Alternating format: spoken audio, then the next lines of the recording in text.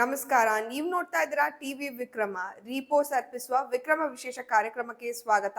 ನಾನು ಜೆಸಿಲ್ ಡಿಸೋಜ. ನೀವು ಇಲ್ಲಿ ತನಕ ಟಿವಿ ವಿಕ್ರಮವನ್ನು ಸಬ್ಸ್ಕ್ರೈಬ್ ಮಾಡದೇ ಇದ್ರೆ ತಕ್ಷಣ ಸಬ್ಸ್ಕ್ರೈಬ್ ಮಾಡಿ. ಜೂನ್ 2024ರಲ್ಲಿ ಲೋಕಸಭಾ ಚುನಾವಣೆಯ ಫಲಿತಾಂಶ ಹೊರಗಡೆ ಬಂದಾಗ ಉತ್ತರ ಪ್ರದೇಶದಲ್ಲಿ ಸಮಾಜವಾದಿ ಪಕ್ಷ ಒಟ್ಟು 37 ಸ್ಥಾನಗಳನ್ನ ಗೆದ್ಕೊಂಡಿತ್ತು. ಇತ್ತ ಅಖಿಲೇಶ್ ಯಾದವ್ ಅವರ ನಾಯಕತ್ವದಲ್ಲಿ ಎಸ್ಪಿ ಇದುವರೆಗೆ ಗಳಿಸಿದ ಇತಿಹಾಸದಲ್ಲೇ ಅತಿ ದೊಡ್ಡ ಜಯ. ಆದ್ರೆ ಈ ಗೆಲುವಿನ ನಂತರ ಅಖಿಲೇಶ್ ಯಾದವ್ ಅವರ ಅಸಲಿ ಮುಖ ಹೊರಗಡೆ ಬರುತ್ತೆ. ಅವರ ಅಪ್ಪ ಮುಲಾಯಂ ಸಿಂಗ್ ಯಾದವ್ ಅವರಂಗೆ ಕಾಣಿಸ್ಕೊಳ್ತಾರೆ. ಜೂನ್ ನಂತರ ಸೆಪ್ಟೆಂಬರ್ 12ರಂದು ಅಖಿಲೇಶ್ ಯಾದವ್ ಒಂದು ಹೇಳಿಕೆಯನ್ನ ನೀಡಿದ್ರು. ಈ ಹೇಳಿಕೆಯಿಂದ ಅಖಿಲೇಶ್ ಮನದಲ್ಲಿ ಸನಾತನ ಹಿಂದೂ ಧರ್ಮದ ಬಗ್ಗೆ ಮತ್ತು ಸಂತರ ಬಗ್ಗೆ ಯಾವ ಅಭಿಪ್ರಾಯ ಇದೆ ಅನ್ನೋದು ಬಯಲಾಗುತ್ತೆ. ಅವತ್ತು ಅಖಿಲೇಶ್ ಯಾದವ್ ಹೇಳ್ತಾರೆ, ಮಠಾಧೀಶರು ಮತ್ತು ಮಾಫಿಯಾಗಳಲ್ಲಿ ಯಾವ ವ್ಯತ್ಯಾಸ ಕೂಡ ಇಲ್ಲ ಅಂತ. ಅಖಿಲೇಶ್ ಯಾದವ್ ಅವರ ಈ ಹೇಳಿಕೆ ಬಂದಾಗ ಇಡೀ ಉತ್ತರ ಪ್ರದೇಶದಲ್ಲಿ ಗಲಭೆ ಉಂಟಾಗ್ಬೇಕಿತ್ತು. ಯಾಕಂದ್ರೆ ಅವರು ಈ ಹೇಳಿಕೆಯನ್ನ ಕೇವಲ ಒಬ್ಬ ಮುಖ್ಯಮಂತ್ರಿಗಾಗಿ ನೀಡಿರಲಿಲ್ಲ. ರಾಜಕೀಯ ದೃಷ್ಟಿಯಿಂದ ನೋಡಿದ್ರೆ ಅವರು ಈ ಹೇಳಿಕೆಯನ್ನು ಯೋಗಿ ಆದಿತ್ಯನಾಥ್ ಅವರಿಗಾಗಿ ನೀಡಿರಬಹುದು.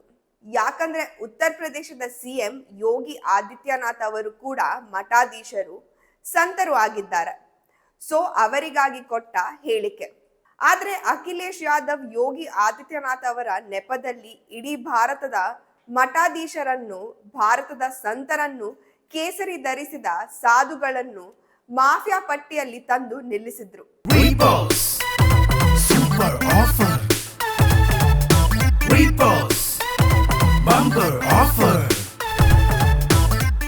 ರೀಪೋಸ್ ಮ್ಯಾಟ್ರೆಸ್ ಅನ್ನು ಖರೀದಿಸಿ ಸ್ಮಾರ್ಟ್ ಟಿವಿಯನ್ನು ಉಚಿತವಾಗಿ ಪಡೆಯಿರಿ. ರೀಪೋಸ್ ಮ್ಯಾಟ್ರೆಸ್. ಕಳೆದ ವರ್ಷದ ಈ ಹೇಳಿಕೆ ಈಗ ಯಾಕೆ? ಅದಕ್ಕೆ ಕಾರಣ ಇದೆ. ಈಗ ಅಖಿಲೇಶ್ರಿಂದ ಅದೇ ರೀತಿ ಮತ್ತೊಂದು ಹೊಸ ಹೇಳಿಕೆ ಬಂದಿದೆ. ನೋಡಿ, ಬಿಹಾರದಲ್ಲಿ ಈಗ ಚುನಾವಣೆ ಪ್ರಚಾರ ಜೋರಾಗ್ತಾ ಇದೆ. ಯೋಗಿ ಆದಿತ್ಯನಾಥ್ ಅವರ ಎಂಟ್ರಿ ಕೂಡ ಆಗಿದೆ. ಭರ್ಜರಿಯಾಗಿ ಪ್ರಚಾರ ಮಾಡ್ತಾ ಇದ್ದಾರೆ. ಇತ್ತ ಅಖಿಲೇಶ್ ಯಾದವ್ ಕೂಡ NDA ಮೈತ್ರಿಕೂಟದ ವಿರುದ್ಧ ಮಾತಾಡ್ತಾ ಇದ್ದಾರೆ. ಇಬ್ಬರು ನಾಯಕರು ಉತ್ತರ ಪ್ರದೇಶದಿಂದ ಬಂದವರು. ಒಬ್ಬರು ಉತ್ತರ ಪ್ರದೇಶದ ಮಾಜಿ ಮುಖ್ಯಮಂತ್ರಿ ಮತ್ತು ಎಸ್ಪಿಯ ಅಧ್ಯಕ್ಷರು, ಮತ್ತೊಬ್ರು ಪ್ರಸ್ತುತ ಉತ್ತರ ಪ್ರದೇಶದ ಮುಖ್ಯಮಂತ್ರಿ. ಆದ್ರೆ ಇಬ್ಬರ ಹೇಳಿಕೆಗಳನ್ನ ಕೇಳಿದ್ರೆ ಒಂದಂತೂ ಅರ್ಥ ಆಗುತ್ತೆ. ಒಬ್ಬರು ರಾಷ್ಟ್ರವನ್ನ ವಿಭಜಿಸೋದಕ್ಕೆ ನೋಡಿದ್ರೆ ಇನ್ನೊಬ್ರು ರಾಷ್ಟ್ರವನ್ನ ಒಗ್ಗೂಡಿಸುವ ಕೆಲಸ ಮಾಡ್ತಾ ಇದ್ದಾರೆ. ಅಖಿಲೇಶ್ ಯಾದವ್ ಸಿವಾನ್ನ ರಘುನಾಥಪುರಕ್ಕೆ ಬರ್ತಾರೆ. ಅಲ್ಲಿ ಬಿಹಾರದ ಗ್ಯಾಂಗ್ಸ್ಟರ್ ಮತ್ತು ಡಾನ್ ಶಹಾಬುದ್ದೀನ್ ಅವರ ಮಗ ಒಸಾಮಾ ಚುನಾವಣೆಗೆ ಸ್ಪರ್ಧಿಸ್ತಾ ಇದ್ದಾರೆ. ಆತನ ಪರವಾಗಿ ಅಖಿಲೇಶ್ ಯಾದವ್ ಪ್ರಚಾರ ಮಾಡ್ತಾರೆ.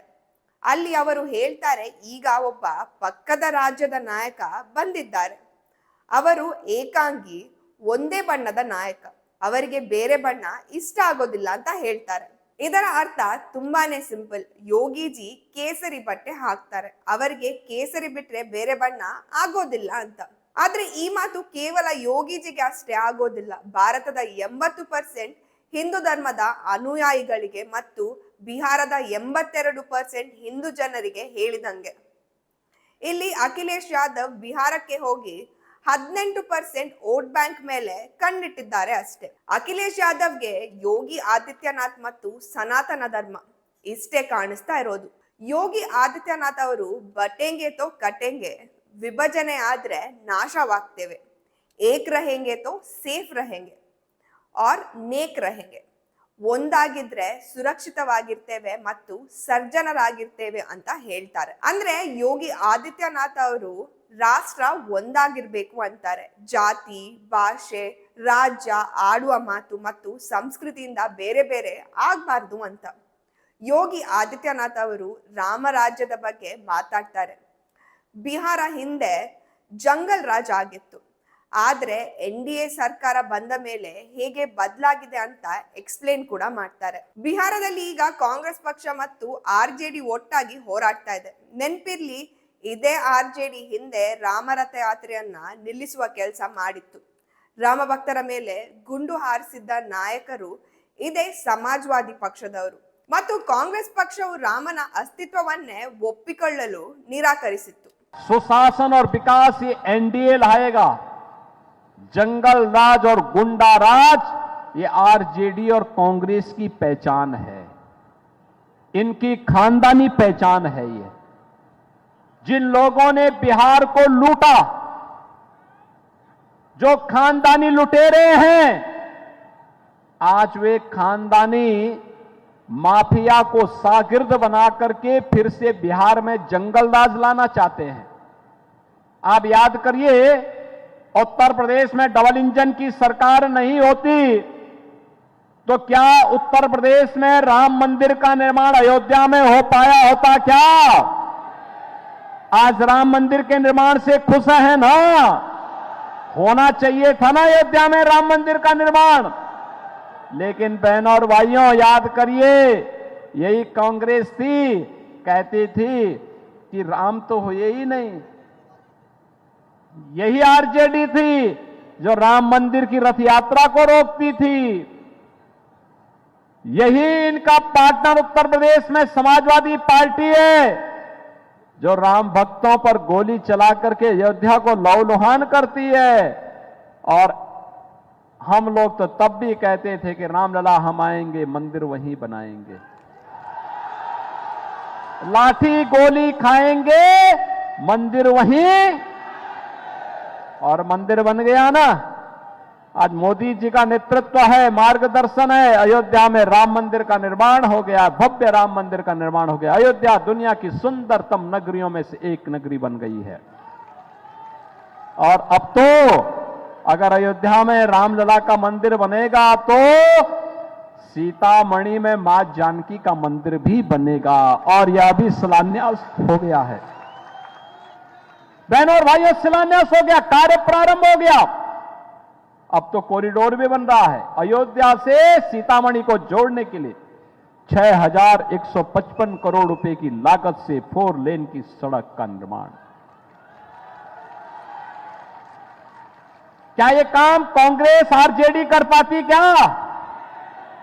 ये करेंगे भी नहीं, क्योंकि विकास का पैसा तो ये खानदानी लुटेरों के हाथों में जाने पर सारा पैसा ये हजम कर जाते हैं। ಯೋಗಿ ಆದಿತ್ಯನಾಥ್ ಅವರು ಬಿಹಾರದಲ್ಲಿ ಎನ್ಡಿಎ ಪರವಾಗಿ ಹಿಂದುತ್ವವಾದಿ ಸಿದ್ಧಾಂತದ ಪ್ರಚಾರ ಮಾಡ್ತಾರೆ ಅಂತ ಮಹಾಗಠಬಂಧನ್ ಗೆಸ್ ಕೂಡ ಮಾಡಿರ್ಲಿಲ್ಲ. ಯಾಕಂದ್ರೆ ಬಿಹಾರದಲ್ಲಿ 18% ಅಲ್ಪಸಂಖ್ಯಾತರ ವೋಟ್ ಬ್ಯಾಂಕ್ ಇದೆ. ಆದರೆ ಯೋಗಿಜಿ ಎಲ್ಲಾ ಲೆಕ್ಕಾಚಾರವನ್ನ ಉಲ್ಟಾ ಮಾಡಿದ್ದಾರೆ. ಸೀತಾ ಮಾತೆಯ ನಾಡಿನಲ್ಲಿ ನಿಂತು ರಾಮರಾಜ್ಯದ ಬಗ್ಗೆ ಮಾತಾಡ್ತಾರೆ.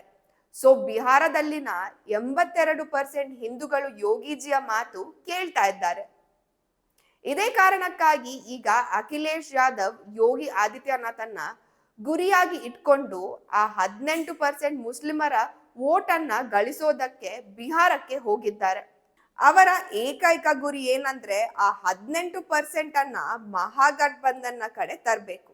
ಆದ್ರೆ ಅಲ್ಲಿ ಆ ವೋಟ್ ಬ್ಯಾಂಕಿಗೆ ಓವೈಸಿ ಆಲ್ರೆಡಿ ಕೈ ಇಟ್ಟಿದ್ದಾರೆ. ಹಾಗಾಗಿ ಈಗ ಮಹಾಗಠಬಂಧನದ ಕೈಗೆ ಚಿಪ್ಪೆಗತಿ. Super offer. Repos. Bumper offer. Repose mattress ಅನ್ನು ಖರೀದಿಸಿ ಸ್ಮಾರ್ಟ್ ಟಿವಿಯನ್ನು ಉಚಿತವಾಗಿ ಪಡೆಯಿರಿ. ರೀಪೋಸ್ ಮ್ಯಾಟ್ರೆಸ್. ಟಿವಿ ವಿಕ್ರಮ, ದೇಶ ನಿಮ್ಮ ಕೈಯಲ್ಲಿ. ಈ ಕಾರ್ಯಕ್ರಮ ನಿಮಗೆ ಇಷ್ಟ ಆಗಿದ್ದಲ್ಲಿ ಲೈಕ್, ಶೇರ್ ಹಾಗೂ ಕಮೆಂಟ್ ಮಾಡಿ. ಟಿವಿ ವಿಕ್ರಮದ ಕಾರ್ಯಕ್ರಮಗಳನ್ನು ನಿರಂತರವಾಗಿ ವೀಕ್ಷಿಸಲು ಸಬ್ಸ್ಕ್ರೈಬ್ ಮಾಡಿ, ಬೆಲ್ ಐಕನ್ ಒತ್ತಿ.